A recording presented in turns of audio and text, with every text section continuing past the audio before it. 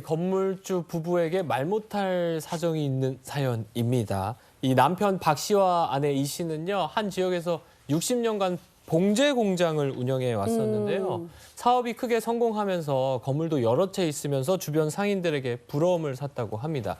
그러나 이 아내 이 씨는요, 하루도 마음이 편한 날이 없었다고 합니다. 이 남편 박 씨의 폭행과 폭언 때문에 아유. 오랫동안 이 우울증에 시달려 왔기 때문입니다.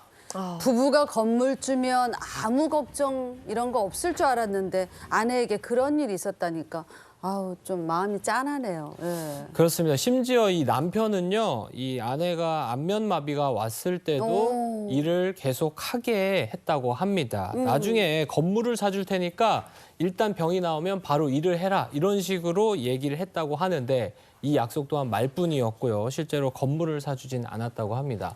결국 견디다 못한 아내 이 씨는요, 남편에게 이혼 소송을 걸고 위자료를 청구했습니다.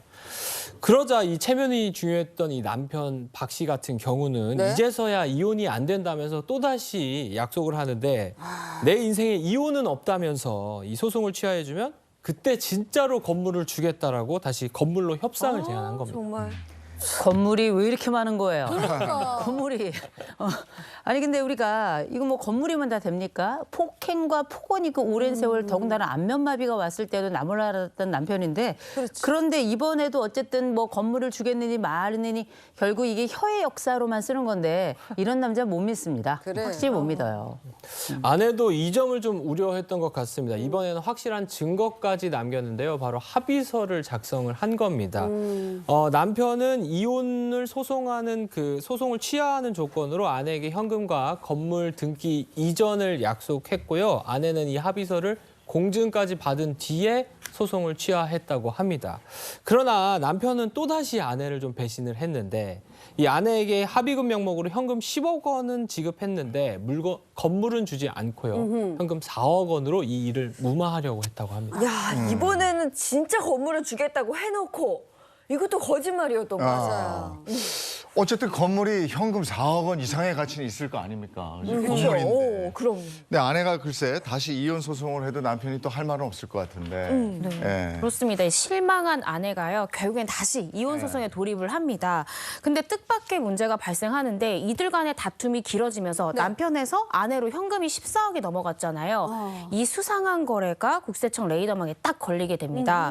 그래서 국세청은 이 부부에 대한 세무조사를 하는데 이 세무조사를 통해서 아내가 남편으로 받은 이 14억 원 증여세를 추징했습니다. 이 화면 보시면요, 증여세가 이렇게 계산이 됐는데요. 이 부부 사이에 증여세를 면제하는 한도가 이 10년간 누적 6억 원입니다. 따라서 14억에서 6억을 제하면 8억이 남죠. 이 8억 원은 이 세율 구간에 따라서 30%의 이 세율이 적용이 되는데 여기다가 누진 공제 이 6천만 원까지 제외하면 증여세 1억 8천만 원을 내야 됩니다. 근데 여기서 끝이 아니었던 게 아내는 이게 증여로 취급되는 걸 몰랐잖아요. 그래서 이 신고 기간 내에 신고를 안 한 게 된 거예요. 그래서 가산세까지 20% 붙어서 아내가 부담해야 되는 세금 무려 2억 1,600만 원에 달했다고 합니다. 네. 그러니까 일반적으로 받은 돈이 아니라 이혼 안 하는 조건으로 받은 돈이잖아요.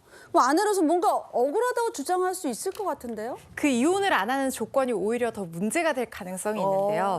일단 아내 입장에서는 본인이 억울하다고 생각했기 때문에 조세 심판원에 이 처분에 대해서 잘못됐다 판단해달라 이렇게 심판 청구를 제기를 했습니다. 아내는 남편이 돈을 준 거는 맞다. 그런데 이거는 일종의 재산 분할 같은 거고 내가 증여받은 게 아니다 이렇게 주장을 했는데 국세청에서는 아무 문제가 없다고 맞섰습니다. 아니 부부 사이에 돈이 왔다 갔다 하고 실제 이혼을 안 했는데 맞아. 자기들끼리 이거 재산 분할이라고 해봤자 아무 소용이 없고 이것의 실질은 그냥 준 거, 무상으로 재산을 이전한 증여가 맞고 과세 처분이 제대로 된 게 맞다 이렇게 맞서게 된 거죠. 그러면 지금 말씀을 들어보니까 어쨌든 한쪽은 야 이거 우리 재산 분할이다. 맞다. 다른 한쪽은 아니다. 아니다. 재산 분할 아니다. 이렇게 얘기를 하는 거 지금 이제 공방이 되고 있는 건데 그러면 일단 뭐 맞고 틀리고를 떠나서 그냥 재산 분할이 맞다 치고 네. 그러면 이게 약간 세금이나 이런 게 좀 달라지나요? 액수가 아주 크게 달라집니다. 이거 꼭 기억하셔야 되는데요. 당연히 이혼을 하면 재산 분할을 당연히 하게 되죠. 네. 재산 분할하면서 뭐 일방이 가지고 있던 현금도 나누고요, 부동산도 나누고요, 기여분에 따라서 나누게 됩니다. 네. 근데 이때 원칙적으로 재산 분할을 하는 경우에는 뭐 증여세든 양도세든 부과가 되지가 않습니다. 왜냐하면 이 증여라는 개념 자체가 일방이 상대방한테 아무 대가 없이 그냥 공짜로 무상으로 주는 걸 얘기를 하잖아요. 그런데 재산 분할이라는 건 사실은 뭐 수십 년간 부부가 함께 일군 재산에 대해서 내 몫도 있는 거죠, 분명히. 근데 그 기여도에 따라서 내 몫만큼을 정산받는다는 개념이기 때문에 이건 무상으로 받는 증여랑은 다르다라고 보는 겁니다. 따라서 재산 분할할 경우에는 어떤 세금적인 이슈를 고민하지 않으셔도 된다, 이렇게 이해를 해야 되는데, 실제로 이제 부부들을 좀 상담하다 보면 이런 경우가 있어요. 아내분이 오셔서 우리 남편이 바람을 폈다, 외도를 했는데 우리 남편이 이혼 안 해주는 대가로 내 집을 내 명의로 해주겠다는데 이걸 받아야 되냐, 이혼을 해야 되냐 막 고민하시는 부분이 있어요. 근데 이때는 반드시 기억하셔야 되는 게, 이혼할 때 제가 말씀드렸듯이 재산 분할할 경우에 받는 세금의 혜택이 있잖아요. 근데 혼인 관계를 유지하면서 이혼을 안 하는 조건으로 집 명의를 넘겨받을 때는 세금이 부과될 수 있다는 거. 이 세금적인 부분도 반드시 계산을 하셔야 되고, 이때에 따라서 어떻게 하는 게 좋은지 반드시 전문가랑 한번 상의를 해보실 필요가 있습니다. 그러니까 부부 공동 명의로 내가 할게 이래가지고 세금 조금 줄이려고 공동 명의 하는 경우도 있는데 있어요. 이런 경우에도 세금 같은 건 잘 따져봐야 되겠다 갑자기 드는 그러네. 생각이고요.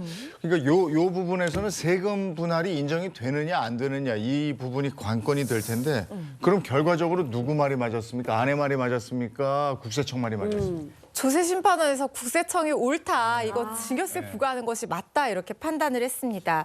이 심판원에서 이렇게 본 거죠. 지금까지 혼인관계가 지속이 되고 있다.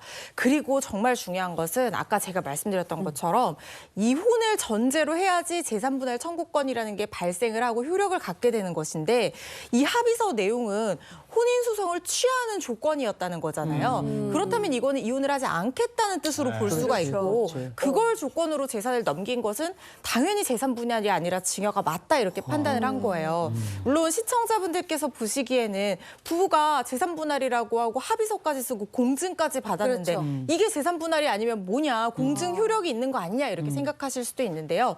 재산 분할이라고 하는 것은요, 말씀드린 것처럼 이혼을 전제로 하기 때문에 실제로 이혼을 해야지 그 합의의 효력도 발생을 하게 되는 거예요. 다 합의해놓고 이혼 안 하기로 하면 그건 아무 소용없는 그냥 종이 조각에 불과합니다. 나중에 다시 이혼을 하게 되면 그때 가서 다시 재산 분할 협의를 또 하셔야 돼요. 그렇기 때문에 이런 부분은 꼭 주의를 하셔야 될 것 같습니다.